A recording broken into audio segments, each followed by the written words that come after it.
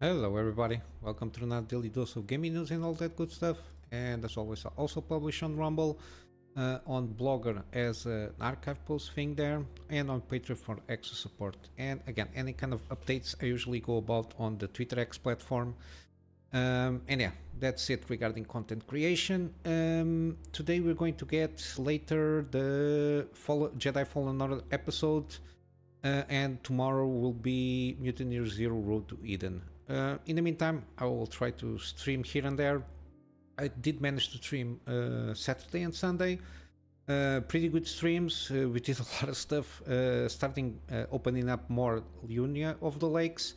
And regarding streaming, I always manage so far the setup that I have. I've been managed to stream 1440p 60 on YouTube and 1080p 60 on Rumble at the same time. And of course, I always do the recordings for afterwards, so around 2 to 3 days. I can do the VOD stuff where I cut up everything from the intro and the break stuff and the end of the stream there. So it's basically mainly gameplay there. At 4K 60 on YouTube and usually 1440p on Rumble, mainly because of the file size constraints there on Rumble at the moment. That's how I have everything set up.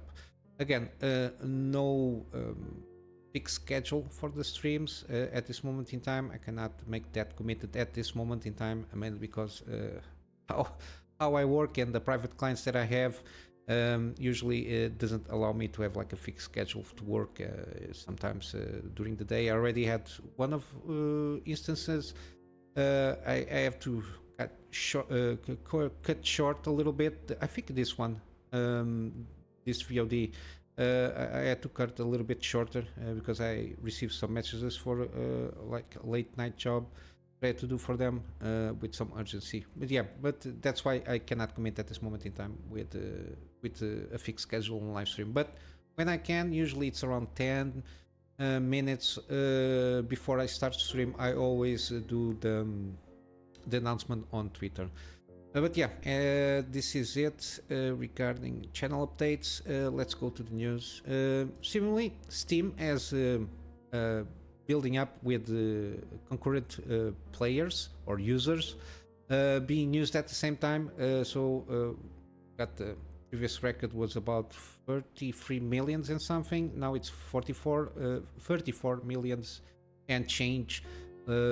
Supposedly yesterday. I think this article is from March 3rd. Yeah, it's yesterday. And yeah, the Steam seems to be going strong. Hopefully they maintain everything that is user friendly and there is no shenanigans happening just because they have a huge share market on this one. But I think that the pressure on Epic Game Store and at least GOG Galaxy, if they maintain their pressure there and competing with at least with same kind of features that Steam have or similar features and improving their portfolio also, as long as they maintain some pressure on Steam, I don't think they're going to do some shenanigans. But they've been all since that I can remember. I don't remember like having any kind of huge, and not even huge, any kind of shenanigans happening on Steam. Probably some here and there, but yeah, even in terms of game, like game conservation things, I think if some games might be removed from the store front, but they basically are maintained on your library, I think, except for multiplayer games because you have the server issues there. But I know there are some games that are not for sale, and I managed to buy them, and I have them on my library, and I can install them and play them if I want. I don't recall by the top of my head which kind of games, but it's like very low player count games or games that had some issues regarding, for example, music deals there that has on the soundtrack and that they have to remove from the store, but you can play them. But again, I don't advise you to play them online like in the stream, or else you might get copyrighted because the game itself doesn't have those rights now for that music per se. Yeah, but it might be some kind of example like this, but yeah. And here they got yesterday like the top 100 games. I just highlighted a few of them. Helldivers 2 seems to be in good shape. Again, it's not my kind of things like multiplayer games. even though it seemed to have a lot of interesting mechanics around it, but yeah, it's multiplayer. It's too stress for me. We got Baldur's Gate free. We got Elden Ring, of course. Got GTA stuff here. We got some Football Manager, Monster Hunter World. Which is hopefully the Wilds is going to be the game that I enter in this franchise. Then you got a lot of like even Red Dead Redemption 2 is still played a lot. Got Cyberpunk a little bit here and there.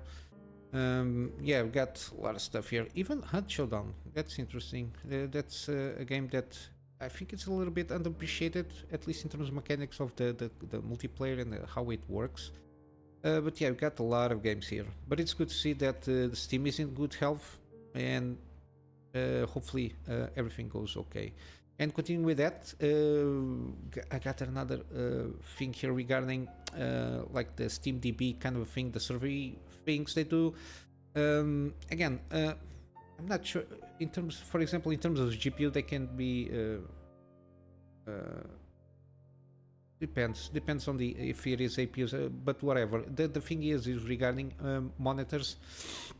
Again, I'm not sure if, for example, given that I at this moment in time have a second 1080p monitor as a support monitor for my streams, if it counts on that survey in my machine, that having two monitors, one 4K and one 1080p.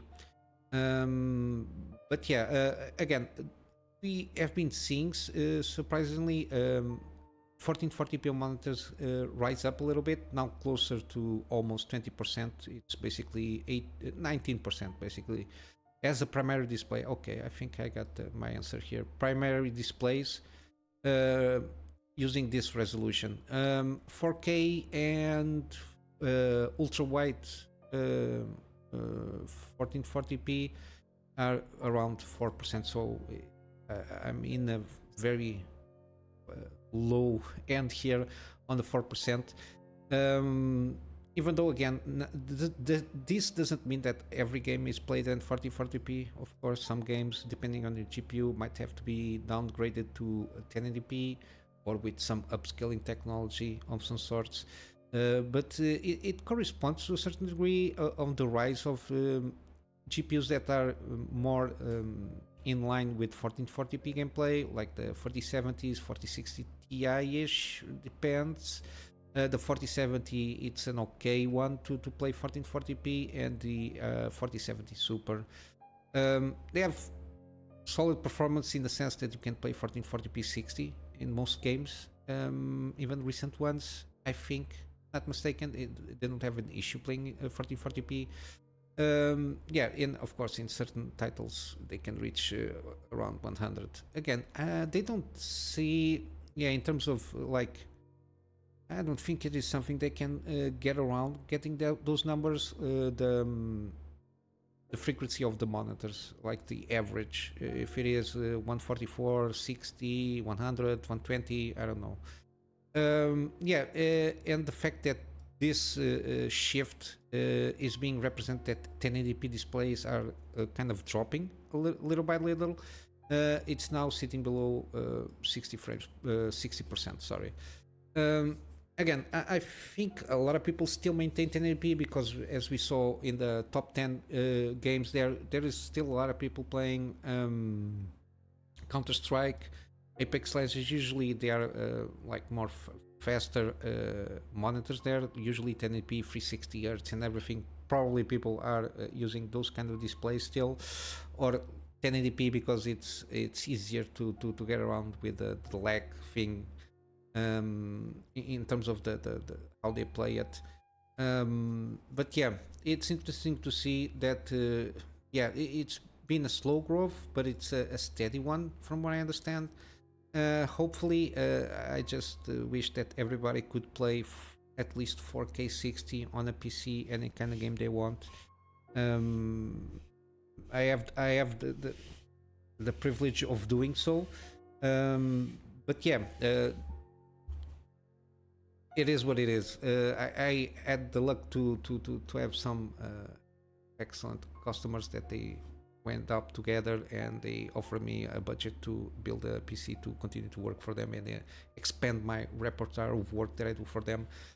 by giving me a budget to build a PC to my tastes, and I managed to incorporate everything that I wanted for the work and also for my free spare time, which is good.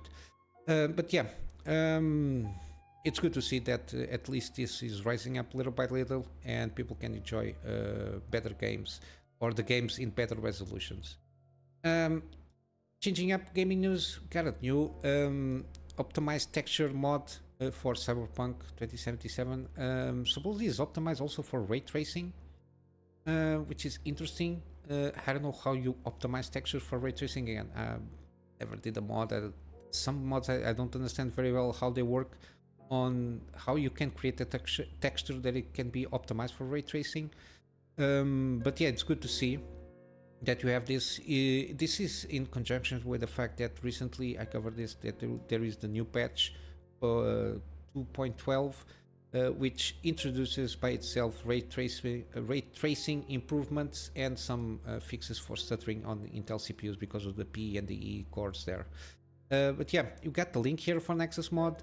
There is a pack that also that it comes with a 2K variant, so 1440p for lower VRAM usage. Usually take a lot of hit on the VRAM usage of your GPU. That's why you always have to consider when you buy a GPU if you're going to the games that you like to play, if they are moddable, and if they are moddable, which kind of mods do you usually use, and take that in account regarding VRAM of that GPU itself.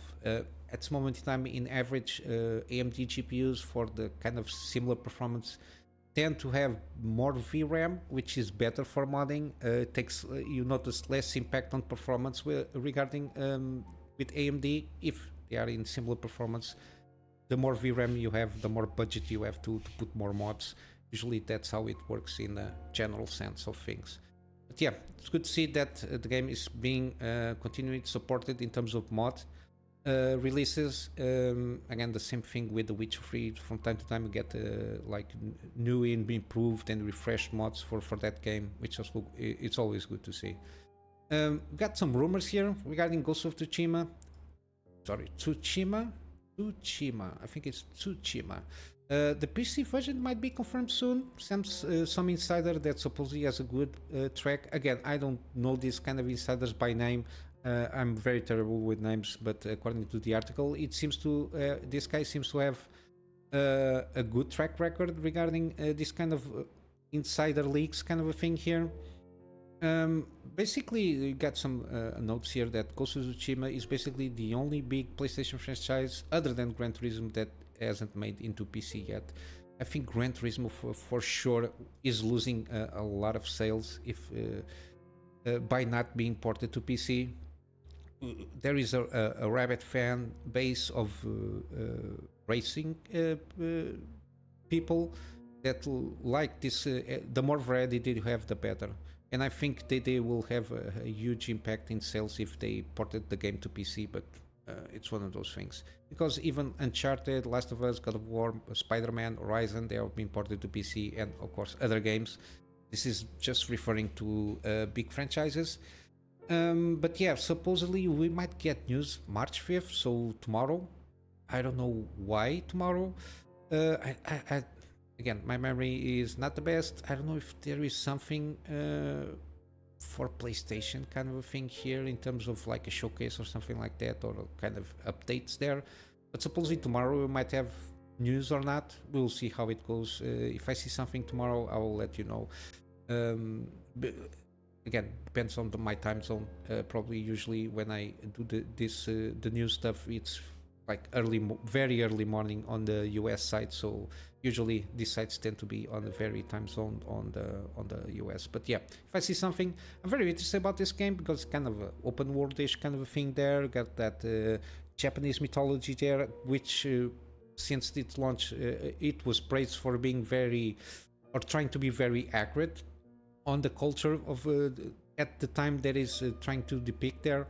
Which is pretty interesting. It's one of the things that got me very curious on trying out this game if it ever comes to the PC.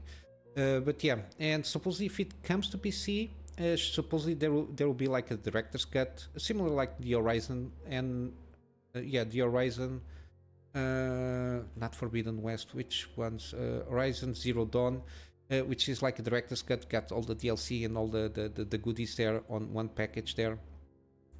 Hopefully it will come and we have the official news by tomorrow. Would be a good news here. And last you got Assassin's Creed. I don't know what Ubisoft is thinking. They are butchering all their franchises. Hopefully this year is like a turnaround. It started very poorly with Skull and Bones, even though it's a very played, but it's a very niche naval battle. We don't see a lot of these kind of games, and people, I think by the fact that Skull and Bones came out, there were more people playing Assassin's Creed Black Flag, which is a game that it's pretty old by today's standards. I think 10 plus years now that it came out. There were more people playing Assassin's Creed Black Flag than the Skull and Bones game, but yeah, it gives you the sense that they are not in a good track at this moment in time for the past few years, at least since Assassin's Creed Odyssey. I think it was like the better ones, because even Far Cry is not that good from what I understand. I'm not even curious about that. But yeah, we'll see with this one, Assassin's Creed Red, maybe because it's more, I think this Japanese one also, with the ninja style kind of a thing there, or the shinobi kind of culture there, you might get a little bit sales there. But supposedly the new not the new engine, the new version of the engine, which is the Anvil engine, which they are now calling basically Anvil pipeline kind of a thing there, kind of in line with like in-house game engines. I think they're expanding the abilities and improving the engine itself. Supposedly now it's going to feature ray trace global illumination. I don't play ray tracing games, and virtual geometry. And supposedly in this game the stealth is to be expanded, even though they mentioned that it's very in line with the Assassin's Creed Valhalla in terms of like the overall things, like open world kind of a thing there. I don't know, the people were fed up a little bit already on the Valhalla with the fact that we have like a huge open world doing the same kind of tasks just to, I don't know, for the sake of being completionists. People were getting bored out of the game there. Hopefully they can solve the issue on this game.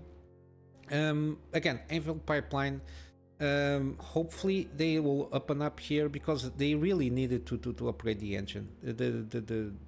In terms of animations, even Assassin's Creed Mirage seems very finicky, at least from the trailers and the videos that I saw, in terms of the animation, the parkour stuff. But yeah, supposedly it says that it's also going to have overall animation. The parkour system is going to be worked on, dynamic weather and the such. Hopefully, just not only in terms of visual fidelity is improved, this engine, but also in terms of how they approach the open world kind of a thing there, because they were very how they approach open world in terms of how they were giving like a breakthrough. It was basically the last time I remember is Far Cry 3. I made a series on that game because at that time when they came up with the outpost system, it was very interesting, and how do you do the activities for like hunting for crafting, and how it interacted with the gameplay loop there. It was very interesting. It gave you curiosity on exploring the world, trying to catch like rare animals to get the skins for the pouches and the such.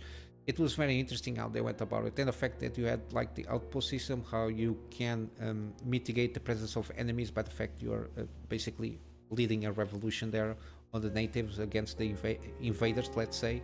It was very interesting at the time. But then again, if you don't improve and if you don't fine-tune those kind of systems, you get to the point that you get Assassin's Creed Valhalla, where you just put more stuff instead of trying to improve the quality of those systems. But yeah, or trying to innovate and introduce new systems that can be integrated with that gameplay mechanics there. But yeah, hopefully we'll see something better. Supposedly this game is to be launched before March next year.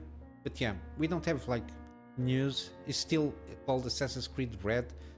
I think this is still the code name for it. I'm not sure if it is the official name of the game, but yeah, we'll have to wait and see. And yeah, basically this is for the news. We're going just for some gaming deals. We still have Plague Tale Duology there, around at least 1.5 days for the deal. 80% off on the first game and 55 on the second one, on the sequel. There is no bundle deal here, so it is individual deals on this one. So if you have one, you can buy the other, which is good.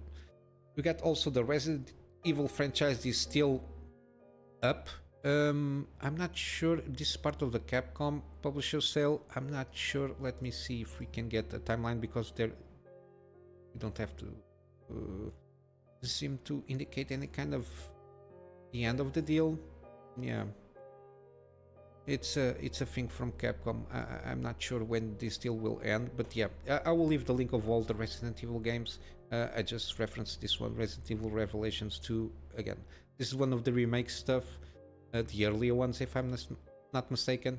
But yeah, I'm not sure if it is like a side story thing here. I don't know how it connects to the mainline thing on Resident Evil, but it's one of those that is on my wish list, and I will leave the links on the games in the description below. We got also Midnight Suns, 75% off. It's the best deal at this that I can remember. Usually I think it was around 60%, if not mistaken. But then again, the best edition is the legendary one. It has all the extra DLC characters and their storylines there. We got BioShock the collection, 80% off. Again, I already have BioShock Infinite, so I'm not sure how the total package goes, but it has the first two remastered versions plus all the DLC associated with all three games.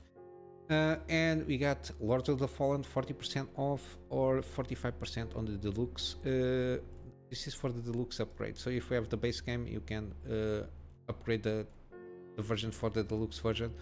I don't know if it's something that interests you. And lastly, on Steam, you got Jusant. This is one of the games that I want to play one of these days, and it's 25% off at this moment in time. And on GOG, we got the Deus Ex kind of a thing there. We got the Human Revolution Director's Cut, 85% off, which is an excellent deal. And Mankind Divided, this is the Digital Deluxe Edition, 85% off. Got all the DLC associated with the game, included the playable DLC here. I think it's an excellent price here. And yeah, basically this is it. I'm just going to wrap up for today with the plug on my Patreon, which is basically for extra support on buying storage. To get around having backups of backups, so it's the stuff that I do for my clients, and of course some extra space for the things that I do on the channel here. And yeah, basically this is what I got for you today. I hope you have a wonderful day, and I will see you in the next one. Until then, Kunamy Master out.